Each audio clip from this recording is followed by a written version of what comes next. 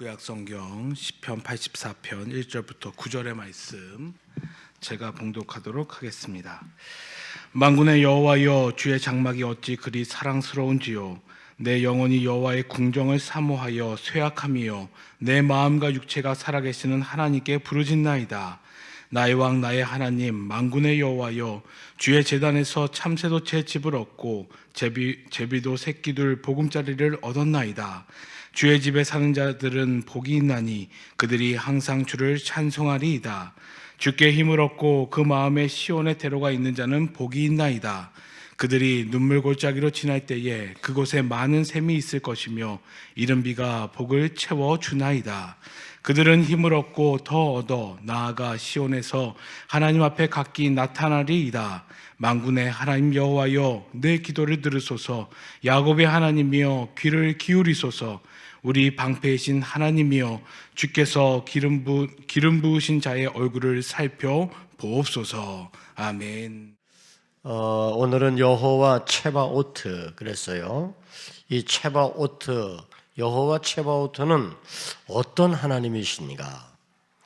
여호와 체바오트 하나님은 우리의 보호자가 되시는 하나님, 우리를 보호하시는 하나님입니다. 시편 84편 8절 말씀에 보면 우리가 읽었는데 그렇게 되어져 있죠. 만군의 하나님 여호와여, 내 기도를 들으소서. 야곱의 하나님이여, 귀를 기울이소서. 그러니까 만군의 하나님, 그 만군의 하나님 앞에 지금 내 기도를 들어달라고, 또 하나님이여 귀를 기울여 달라고 그렇게 지금 시인이 호소하고 있는데, 여기 부르고 있는 하나님이 바로 여호와 체바오트, 만군의 여호와 하나님이라고 말씀하죠. 그 하나님은 보호하시는 하나님이에요. 그래서 시편 그 다음 절 9절 말씀에 보면 시편 기자는 여호와 체바오트신 하나님을 방패이신 하나님으로 소개하죠. 우리 방패이신 하나님이여, 주께서 기름 부은 자의 얼굴을 살펴보옵소서. 하나님은 우리의 방패이신 하나님이다. 그래서 지금 시편 기자는 방패이신 하나님, 하나님이 나를 보호해 주옵소서. 하나님 내 기도를 들어주시고 하나님 나의 기도에 귀를 기울여 주소서. 오늘 시인이 이렇게 고백하고 하나님의 도움을 부르고 있는데, 그 하나님을 오늘 우리 모든 성도 여러분들도 부를 수 있게 되기를 바랍니다. 여호와 체바오트, 만군의 하나님, 나를 보호해 주세요. 하나님 내 기도를 들어주세요 라고 그렇게 하나님께 호소하면 하나님은 여러분의 기도를 분명히 들으시고 하나님의 군대를 보내셔서 방패가 되어 주시고 보호가 되어 주실 줄 믿습니다. 여러분, 시편 기자가 하나님의 도움을 호소하며 그 하나님을 뭐라고 부르고 있어요? 야곱의 하나님이라고 부르고 있다는 것, 이것을 우리는 놓치지 말아야 됩니다. 야곱의 하나님이요, 귀를 기울이소서, 그렇게 하고 있지요. 야곱의 하나님, 왜 하필이면 야곱의 하나님일까? 아브라함의 하나님 그래도 될 텐데, 이삭의 하나님 그래도 될 텐데, 그런데 지금 하필이면 야곱의 하나님. 야곱의 하나님, 물론 그렇게 하나님을 부르지만 야곱의 하나님, 야곱이 어떤 사람이죠? 야곱 같은 사람도 하나님은 보호해 주셨고 하나님은 기도에 응답해 주셨잖아요. 야곱은 뒤꿈치를 잡는 사람으로 살았어요. 욕심 많고 가장 교활하고 이기적이고 거짓말 잘하는 그런 사람이 야곱 아니었습니까? 그런데 하나님은 그런 야곱의 기도를 지금 들으셨어요. 천사들의 군대를 동원하여 그를 보호해 주셨죠. 우리가 창세기를 읽어보면 야곱의 이야기 속에 우리가 알 수 있는 것이 많습니다. 야곱의 인생에서 가장 큰 두려움을 느낄 때가 있었는데 그것이 바로 외삼촌 라반의 집을 떠나서 고향으로 돌아올 때였습니다. 한편으로는 외삼촌 라반이 그의 종들을 거느리고 야곱에게 복수하기 위해 그의 뒤를 추격하는 그런 두려움이 있었고, 또 한편으로는 형 에서가 돌아오는 야곱을 그 옛날 자기가 장자권을 빼앗긴 그 분풀이로 죽일 수도 있다는 불안함, 이것을 가지고 이제 나아갔죠. 근데 그럴 때 일단의 부대가 이 야곱 앞에 호련히 나타나서 그 야곱의 그 가는 길을 호위해 줍니다. 창세기 32장 1절과 2절의 말씀을 보니까 그렇게 되어 있어요. 창세기 32장 1절과 2절, 야곱이 길을 가는데 하나님의 사자들이 그를 만난지라. 야곱이 그들을 볼 때에 이르기를 하나님의 군대라 하고 그 땅 이름을 마하나임이라 하였더라. 야곱이 지금 가고 있는데 뒤에는 라반 외삼촌이 쫓아오고 있고 지금 앞에는 형 에서가 기다리고 있는 아주 불안하고 두려운 순간, 하나님의 사자가 그를 만납니다. 야곱이 그들을 볼 때에 하나님의 군대예요. 엄청난 하나님의 군대. 그 하나님의 군대가 자기들을 둘러싸고 있다는 것을 보게 되는 거죠. 그래서 그 땅 이름을 마하나임이라 했어요. 마하나임은 하나님의 캠프, 하나님의 진지라는 뜻이죠. 천사들의 호위가 이렇게 시작되니까 그곳이 든든한 하나님의 진지처럼 구축되어져 있는 겁니다. 보세요. 욕심 많고 교활했던, 거짓말 잘하던 이기적인 이 야곱이었음에도, 자격 없는 야곱이었는데도, 그런데 하나님의 군대를 하나님 보내시고 그를 보호해 주십니다. 베델에서 하나님께서 야곱에게 하셨던 그 약속에 하나님은 신실하심으로 응답해 주시죠. 그 하나님이 오늘 나의 하나님, 그 하나님이 오늘 우리의 하나님이신 줄로 믿습니다. 야곱의 하나님도, 그 야곱의 하나님이 그렇게 야곱을 보호해 주셨다면 오늘 우리도 야곱처럼 살 때도 많지요. 어쩌면 우리도 속이는 자로, 남의 뒤꿈치를 잡는 자로 교활한 모습으로 살아가고 있음에도 불구하고 우리를 향한 하나님의 신실하심이 우리를 보호해 주시고 하나님의 군대를 둘러 인도하고 계시다는 거죠. 야곱에게 그럴 만한 자격이 있어서 하나님 그러신 것이 아니죠. 하나님은 본래 그런 분이셨고 하나님은 약속하심을 신실히 지키시는 하나님이셨기 때문입니다. 하나님은 은혜의 하나님이시고 긍휼의 하나님이십니다. 그리고 우리의 자격 없음에도 불구하고 언약을 지키시는 신실하신 하나님이신 줄 믿습니다. 그 하나님이 여호와 체바오트 하나님, 우리의 군대가 되시고 우리를 보호해 주시는 그런 하나님이신 거죠. 만군의 여호와.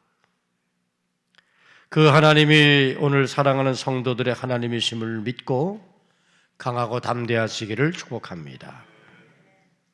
그 하나님의 보호를 요청하거나 또 그 하나님의 보호를 간절히 소원하는 것을 두려워하지 마십시오. 하나님은 우리를 위해 언제든지 하나님의 군대를 파견할 준비를 하고 계신 줄 믿습니다.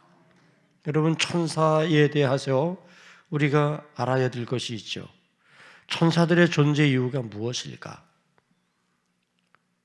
성경에는 종종 천사들이 등장합니다.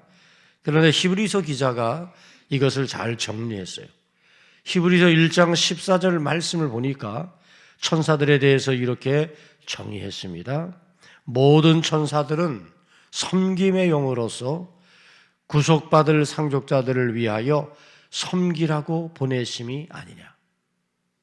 다시 한번 제가 읽어볼까요? 히브리서 1장 14절에 모든 천사들은 섬기는 영으로서 구원받을 상속자들을 위하여 섬기라고 보내심이 아니냐. 그러니까 섬기는 영으로 오늘 이제 구원받은 우리들을 섬기라고 하나님이 보내신 천사란 말이에요. 천사. 그렇습니다. 하나님은 이렇게 우리들을 보호해 주시는 거예요. 하나님은 이렇게 천사를 동원해 주시는 거죠. 그래서 여호와 체바오트, 그 우리의 보호가 되시는, 그리고 우리의 이제 우리를 위하여 이제 군대의 사령관처럼 그렇게 우리를 호위해 주시는 그 하나님이 오늘 우리를 향하셔 여호와 체바오트의 하나님으로 나타나고 계시는. 그래서 우리는 때로 두렵고 떨릴 때, 때로는 내가 어떻게 해야 할 바를 알지 못할 때 우리는 그 하나님을 부를 수 있어요. 만군의 여호와 체바오트의 하나님을 부를 수 있는 거죠. 그 하나님의 이름을 부를 때 그 하나님이 천사를 동원하시고 그 하나님이 하나님의 군대를 보내주시고 우리의 불안하고 두려운 그 자리가 하나님의 진지가 되어지도록 그렇게 함께 해주심으로 그 두려움과 그 우리의 모든 문제를 극복할 수 있게 해주시는 줄 믿습니다. 믿음의 삶을 살아가는 동안 하나님께서 여러분에게 여호와 체바오트가 되어주시는 것을 꼭 기억하시고 그 하나님의 이름을 부르며 나아가시기를 축원합니다. 여호와 체바오트는 또한 우리의 안식이 되시는 하나님이심을 오늘 이 시편은 우리에게 가르쳐주고 있어요. 우리를 향한 하나님의 보호가 확실하죠. 하나님은 여호와 체바오트 만군의 하나님으로 오늘 우리를 보호해 주시죠. 이것을 오늘 우리가 분명히 믿을 때 우리는 그분 안에서 안식할 수 있다는 것이 너무나 자연스러운 결론이 되는 것이죠. 그래서 시인은 먼저 이런 고백을 하는 거예요. 시편 84편 1절에서 이 시편을 이렇게 시작하고 있지요. 만군의 여호와여, 이 여호와 체바오트, 만군의 여호와여, 주의 장막이 어찌 그리 사랑스러운지요. 시편 기자는 지금 주를 예배하는 장막, 주의 임재가 있는 성전에서 진정한 안식을 경험하고 있는 것으로 보여집니다. 아마도 오랫동안 시편 기자는 이런 성전 예배의 축복을 잃어버리고 살아왔던 것으로 보여져요. 그의 영혼은 집을 잃어버린 그런 외로운 참새였고 제비였습니다. 시편 102편 7절에 보면 내가 밤을 새우니 지붕 위에 외로운 참새 같은 이다라고 했습니다. 그런데 그 누구도 받아주지 않았던 그의 외로운 영혼을 하나님의 성전은 받아주고 있는 거죠. 그래서 시편 84편 3절에서 이렇게 고백하지요. 나의 왕 나의 하나님 만군의 여호와여, 주의 제단에서 참새도 지집을 얻고 제비도 새끼들 보금자리를 얻었나이다. 만군의 여호와, 여호와 체바오트의 품 안에서 비로소 안식을 얻는 거죠. 주의 장막이 어찌 그리 사랑스러운지요. 그에게 주의 장막이 사랑스러울 수밖에요. 그동안 그는 외로운 참새처럼 어디에 갈 수 없는 그런 제비처럼 그렇게 어디에 마음을 둘고 몸을 둘 곳이 없었는데 이제 하나님의 집에서 주의 제단에서 그는 마음 둘 수 있게 되었고 하나님의 제단이 이제 그의 안식을 얻는 자리가 될 수 있게 되었던 거예요. 그래서 주의 장막이 어찌 그리 사랑스러운지요.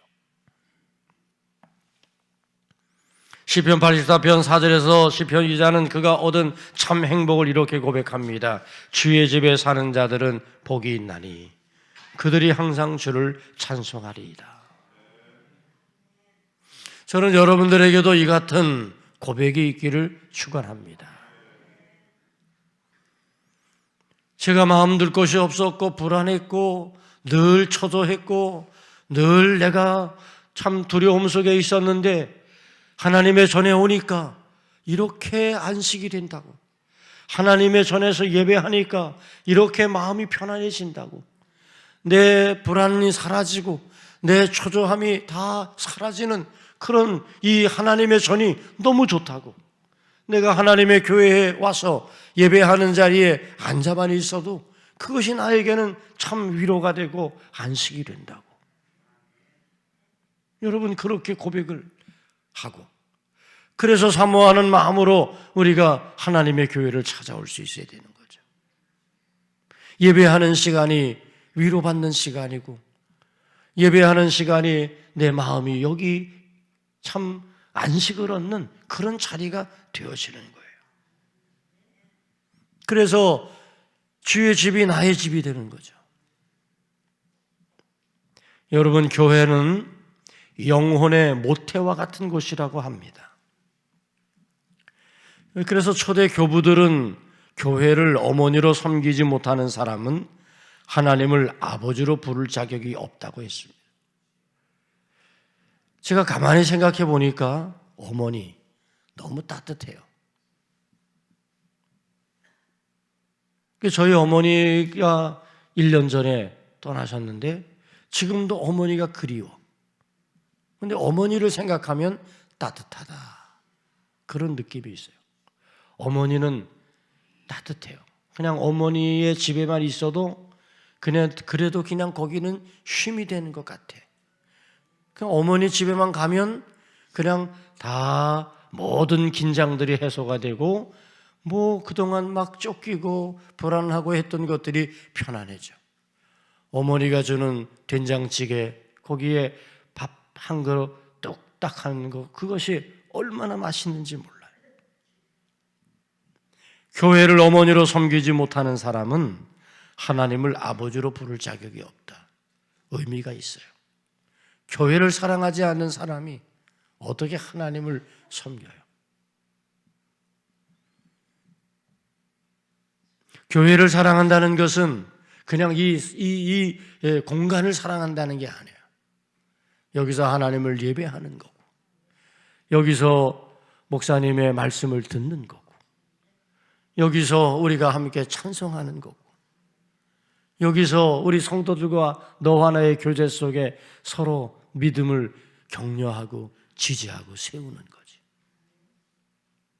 여기가 헐뜯고 비난하고 욕하고 그런 자리가 아니에요.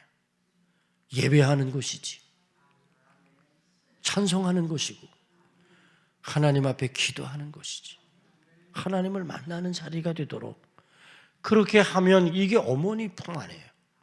어머니 품 같은 그런 교회가 돼야죠.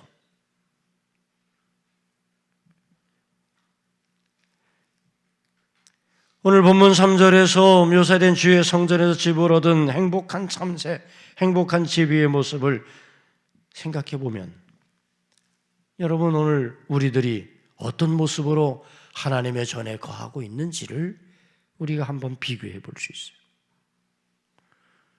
여러분이 하나님의 전에서 예배하고 그리고 이곳에 이제 거하는 것이 마치 어머니의 품 같은 느낌을 가질 수 있는가? 오늘날 문화는 놀랍게 발전하지만 사람들의 마음에 따뜻함이 없고 안식이 없는 이유가 뭐죠? 우리의 미래, 그리고 불확실한 미래에 대한 하나님의 보호를 온전히 믿지 못하기 때문이 아닐까? 하나님의 보호를 온전히 믿을 수 있다면,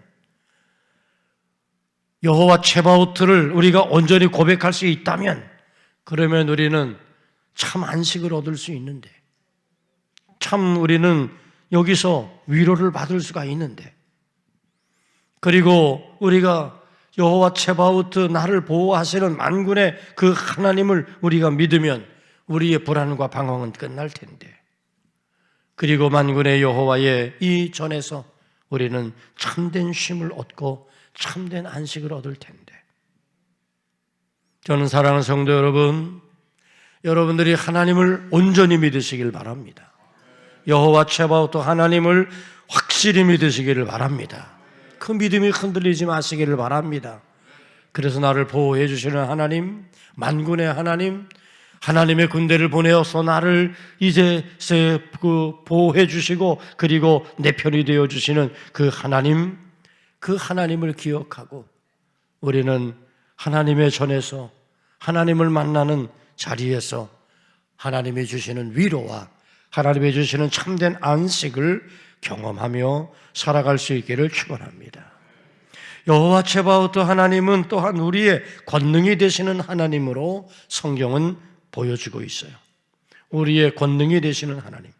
사무엘상 17장 이하에 쭉 말씀을 보면 소년 목동 다윗이 거인 골리앗에게 나아가서 물맷을 가지고 이제 그를 쓰러뜨리는 이야기가 나옵니다. 물매를 가지고 이제 골리앗 앞에 나아갈 때 다윗은 이렇게 이야기하죠.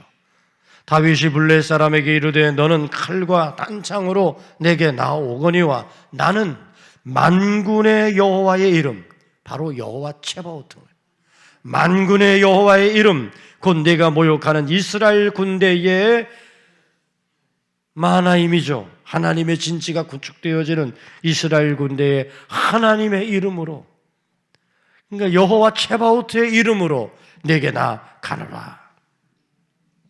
만군의 여호와, 우리를 두려움에서 보호하시는 것, 그 하나님, 방황에서 안식으로 인도하시는 그런 하나님. 그러나 그 하나님은 한 걸음 더 나아가서 우리가 대결하고 돌파해야 될 그런 인생의 전장에서 권능으로 함께 하실 하나님이신 거죠. 그러니까 단순히 보호하고 우리를 안식으로 인도하는 것을 넘어서서 이제는 전쟁터에 나아갈 때에 여호와 츠바오트는 권능으로 우리와 함께 해주시는 그런 하나님인 거예요. 다윗은 그 하나님의 이름을 부르는 거죠. 그 하나님을 알고 믿었어요. 그래서 믿음으로 다윗은 행동하는 거죠.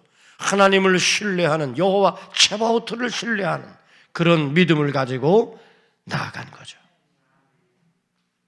여러분, 아무리 현실의 상황이 우리에게 불리하게 보인다 할지라도 우리는 거기서 하나님을 바라보고 여호와 츠바오트의 하나님의 이름을 부르며 그 하나님을 신뢰하는 믿음을 가지고 나아갈 때 그 하나님은 우리에게 권능으로 역사해 주실 줄 믿습니다. 그분은 바로 우리의 권능이 되시는 하나님이신 줄로 믿습니다. 12해 동안 혈루증을 앓던 여인의 이야기를 너무 잘 알죠. 그녀는 이리저리 치유의 희망을 가지고 다녔지만 치료를 받을 수 없었어요. 그런데 이제 단 하나의 그는 희망을 걸었습니다. 예수님이죠. 그리고 그는 예수님의 옷자락에도 만진다면 내가 나음을 얻을 것이라고 확신했어요. 많은 사람들이 붐비고 있었어요. 예수의 주변에 수많은 인파가 넘쳐났습니다. 가까이 다가갈 수 없었지만 그러나 이제 이 여인은 예수님 가까이로 다가갑니다. 예수님의 옷깃을 쓰신 사람은 한두 사람이 아니었을 것이에요. 그런데 이 여인은 예수님의 옷자락을 만집니다. 예수님은 그때 누가 내게 손을 대었느냐라고 그렇게 말씀하십니다. 이 여인은 돌아서서 이야기합니다. 주여, 제가 주님의 옷에 손을 대었습니다. 그랬더니 예수님 뭐라고 하십니까? 네 믿음이 너를 구원하였느니라. 수많은 사람들이 예수님을 스쳤어요. 예수님의 옷깃을 만지기도 했을 거예요. 그런데 유독 이 여인에게 네 믿음이 너를 구원하였다 말씀하신 이유는 뭘까? 이 여인은 예수님을 만지는 순간 내가 나을 것이라고 하는 믿음을 가지고, 확신을 가지고 예수님을 터치한 거죠. 이것은 믿음의 터치였던 것입니다. 여러분, 오늘 우리에게 필요한 것은 바로 이 믿음의 터치죠. 그냥 누구나 다 오가는 그런 예배가 아니라 이 예배하는 시간 우리는 믿음의 터치를 해야지.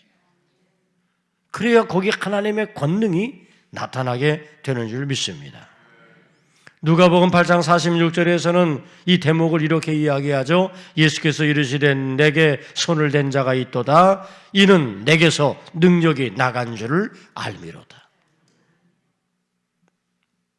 여러분, 오늘 우리가 믿음의 터치를 하는 것, 이게 얼마나 중요한지 몰라. 예배하는 것이 그냥 다 예배하는 게 똑같은 게 아니에요. 어떤 사람은 믿음의 터치가 있는 예배를 드리는 거죠. 찬송하는 것도 그냥 다 찬송하는 게 아니에요. 그 찬송에 믿음의 터치가 있는 찬송이 있는 거죠. 우리가 헌신과 봉사와 행하는 모든 일들 누구든지 그냥 다 할 수 있어요. 그런데 무엇을 하든지 믿음의 터치가 그 속에 있을 때 그때 거기 하나님의 권능이 나타나게 되는 줄 믿습니다. 이게 비밀인 거죠.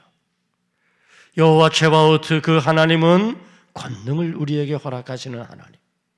그런데 그 권능은 그냥 우리에게 주어지는 것이 아니라 믿음의 터치를 하는 사람에게, 여호와 츠바오트를 신뢰하는 믿음으로 만군의 여호와의 이름으로 내게 가노라 선언하는 사람에게 권능의 하나님이 역사해 주시는 줄 믿습니다. 저는 여러분들에게 영적인 삶을 살아가는 가운데 꼭 믿음의 터치가 있기를 축복합니다. 그럴 때 거기 하나님의 권능이 나타나므로 두려움과 불안과 초조와 우리 쉴 곳 없어서 방황했던 우리의 삶이 하나님의 전에서 안식하고 하나님의 보호를 받으면서, 그러면서 이제 우리는 더 나아가 우리에게 권능을 주시는 그 여호와 츠바오트의 그 은혜로 여러분의 삶이 승리하는, 악을 이기고 세상을 이기고 그리고 나아가 하나님의 영광을 드러내는 그런 복된 삶이 되기를 축원합니다. 우리 다